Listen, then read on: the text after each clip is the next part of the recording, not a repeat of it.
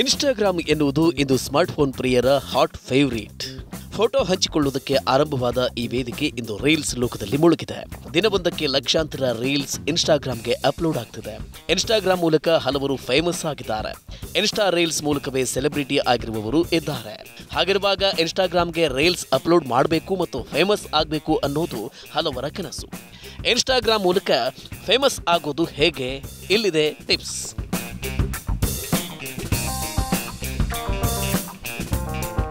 ಇನ್ಸ್ಟಾಗ್ರಾಮ್ನಲ್ಲಿ ಹಂಚಿಕೊಳ್ಳುವ video viral ಆಗಬೇಕು ಅಂತ ಪ್ರತಿಯೊಬ್ಬರು ಬಯಸ್ತಾರೆ. ಆದರೆ ಇದಕ್ಕಾಗಿ ಸಾಧ್ಯವಿರುವ ಎಲ್ಲ ವಿಧಾನವನ್ನು ಪ್ರಯತ್ನಿಸಿದ ನಂತರ ನೀವು ವಿಫಲವಾದರೆ ಈ ಮಾಹಿತಿ ನಿಮಗೆ ಉಪಯುಕ್ತವಾಗುತ್ತೆ.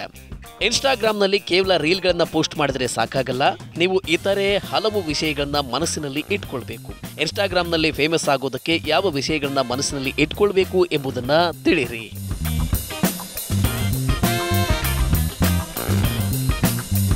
ಇನ್ಸ್ಟಾಗ್ರಾಮ್ನಲ್ಲಿ ಯಾರಾದರೂ ನಿಮ್ಮನ್ನ ಯಾಕೆ ಫಾಲೋ ಮಾಡ್ತಾರೆ ಎಂಬುದನ್ನ ಅರ್ಥ ಮಾಡಿಕೊಳ್ಳೋದು ಮುಖ್ಯ. ನಿಮ್ಮ ಸ್ನೇಹಿತರು ಮತ್ತು ಕುಟುಂಬವನ್ನ ಹೊರತುಪಡಿಸಿ ಅಪರಿಚಿತ ಬಳಕೆದಾರರು ನಿಮ್ಮನ್ನ ಅನುಸರಿಸುವುದಕ್ಕೆ ಏನ್ ಮಾಡಬೇಕು ಎಂಬುದನ್ನ ತಿಳಿದುಕೊಳ್ಳಿ. ಜನರು ಅನೇಕ ಕಾರಣಗಳಿಗಾಗಿ ನಿಮ್ಮನ್ನ ಫಾಲೋ ಮಾಡ್ತಾರೆ. ಕೆಲವರು ನಿಮ್ಮ ದೈನಂದಿನ ಚಟುವಟಿಕೆಗಳನ್ನ ನೋಡೋಕೆ ಇಷ್ಟಪಡ್ತಾರೆ. ಇನ್ನು ಕೆಲವರು ಉತ್ತಮ ಮಾಹಿತಿಗಾಗಿ ಅಥವಾ ಮನರಂಜನೆ ಲಭಿಸುವ ಉದ್ದೇಶದಿಂದ ನಿಮ್ಮ ಇನ್ಸ್ಟಾ ಅಕೌಂಟ್ ಅನ್ನ ಫಾಲೋ ಮಾಡ್ತಾರೆ.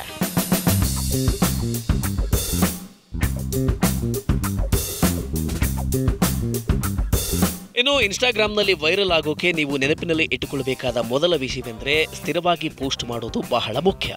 ಅನೇಕ ಜನ ಒಂದು ದಿನ ರೀಲ್ ಅನ್ನ ಪೋಸ್ಟ್ ಮಾಡ್ತಾರೆ, ನಂತರ ತಿಂಗಳವರೆಗೆ ಯಾವುದೇ ಪೋಸ್ಟ್ ಮಾಡಲ್ಲ.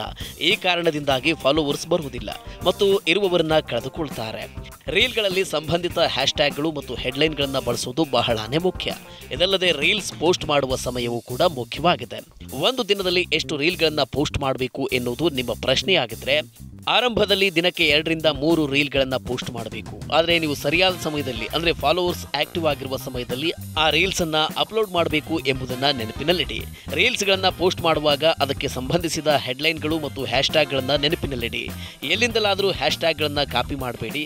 ಅಗತ್ಯವಿರುವಂತೆ ಸಂಬಂಧಿತ ಹ್ಯಾಶ್ಟ್ಯಾಗ್ ಅನ್ನು ಮಾತ್ರ ಬಳಸಿ.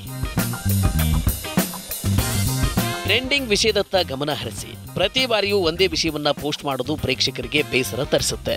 ನಿಮ್ಮ ಬಳಕೆದಾರರು ಯಾವ ವಿಷಯವನ್ನ ಹೆಚ್ಚು ವೀಕ್ಷಣೆ ಮಾಡ್ತಿದ್ದಾರೆ ಎಂಬುದನ್ನ ಅರ್ಥ ಮಾಡಿಕೊಳ್ಳೋದು ಮುಖ್ಯವಾಗಿದೆ.